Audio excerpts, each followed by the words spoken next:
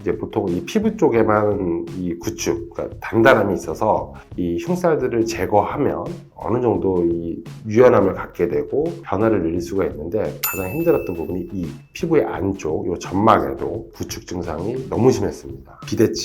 비대칭이 있던 콧구멍을 최대한 맞추려고 노력을 했고요.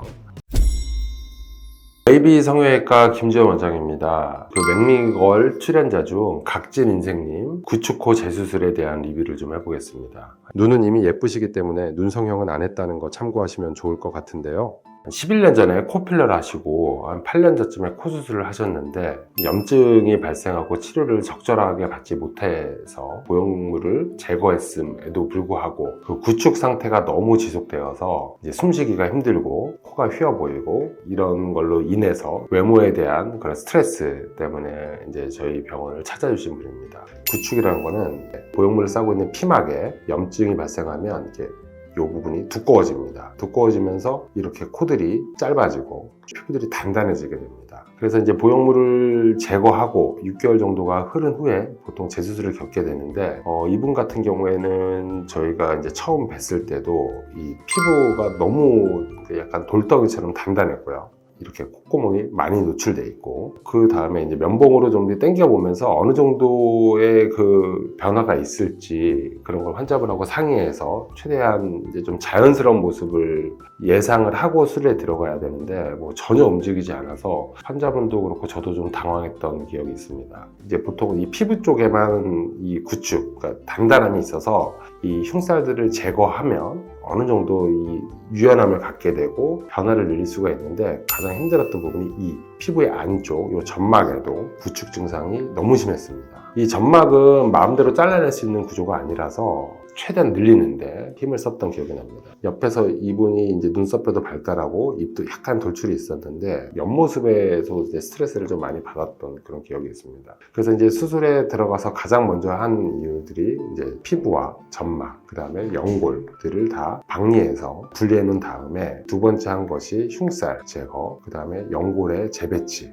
최대한 늘어날 수 있는 구조를 만드는데 중점을 뒀던 걸로 기억이 납니다. 그 다음에 이제 재건의 방법은 코끝을 이겨낼 수 있는 힘을 갖고 있는 자간액을 이쪽에 이렇게 해서 세워주게 되고요. 원래 실리콘을 이제 한번 염증이 난 분들은 두려움이 되게 심해서 실리콘을 원치 않는 경우도 있는데, 각진인생님 같은 경우는 그래도 어느 정도의 예전의 높이는 아니더라도 콧대 높이를 갖고 싶어 하셨기 때문에 최대한 좀 이렇게 안전하게 실리콘을 사용해서 콧대에 보형물을 삽입해 줬습니다. 그 다음에 기존에 있는 연골과 그 다음에 귀연골을 사용해서 콧곳에 연골을 맞춰주고요. 그 다음에 만약에 코수술이 정말 이렇게 잘 됐을 때는 결국은 이 피부가 이 높이와 길이를 이기지 못해서 결국 이 부분이 뾰족하게 됩니다. 그래서 전부 봉합이 끝나기 전에 이 부분에 자가 진피를 이용해서 이 코끝의 부드러움을 만들려고 노력을 했습니다. 근데 여기서부터가 진짜 힘들었는데요. 이분이 아까 처음에 말씀드린 것처럼 점막 쪽의 구축이 너무 심해서 피부를 늘리는 데 성공을 했는데 결국은 이제 마지막에 이 피부와 점막이 닫혀서 완성이 돼야 되는데 봉합이 힘들 정도로 너무너무 단단했어요. 그래서 바늘을 저희가 뭐 라운드한 바늘도 있고 각진 바늘도 있는데,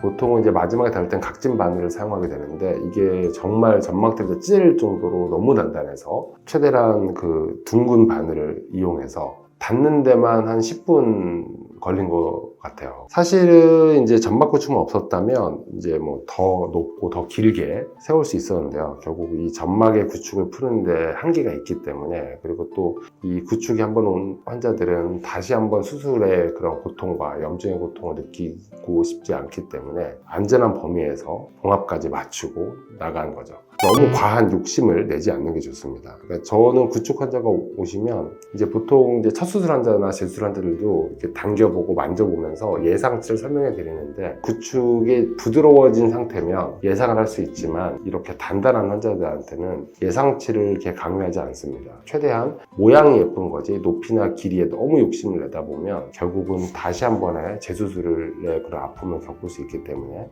조금 안전한 범위에서 수술 계획을 짜는 것이 저는 중요하다고 생각합니다.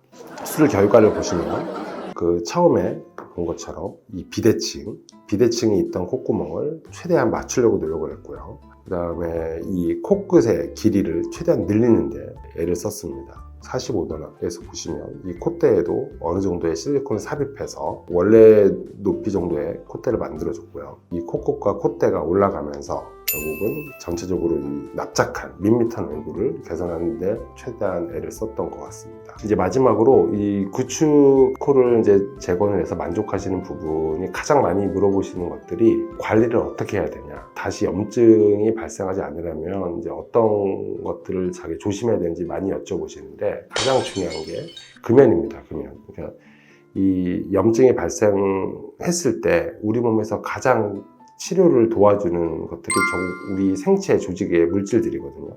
그런 것들이 잘 치료를 도와주는 방법이 이제 혈관들을 통해서 잘 회복하는 물질들이 가야 되는데, 담배를 피게 되면 치료나 재생, 아주 좋아지는 데 한계가 있습니다. 그래서 금연이 가장 중요하고요. 그 다음에 염증이 생겼을 때 바로 병원에 내원하시는 게 가장 좋습니다. 구축코 너무 스트레스 받지 마시고, 이제 원하는 높이나 길이에 대한 그 니즈와 병원에 수술하시는 원장님의 그런 테크닉적인, 그 다음에 뭐 미적 기준에 잘 맞추시면 모든 게 다 가능하진 않지만 어느 정도 다 해결을 할 수 있으니까 너무 이렇게 낙담하지 마시고 충분히 상담을 받아보시고 신중하게 수술을 결정하시는 것이 좋다고 생각합니다.